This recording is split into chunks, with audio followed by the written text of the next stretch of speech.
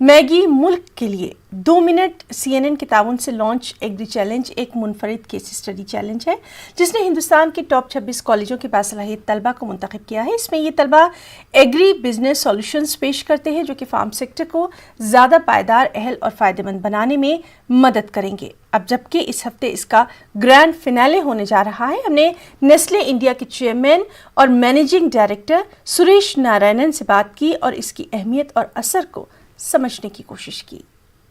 Maggi as a brand is very much linked to agriculture, and agriculture is also the segment of our economy which is the most important in terms of occupation and in terms of incomes for a large number of the farming community and the allied community. And therefore it is important that issues around agriculture be addressed with.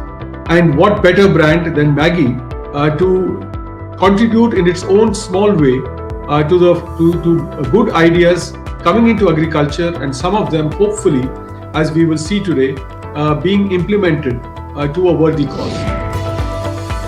आप हमारे 2 किस्मों के grand finale को जरूर देखें जिसमें 3 टीमें 5 लाख नकद इनाम और एग्री चैलेंज खिताब के लिए भिड़ेंगी।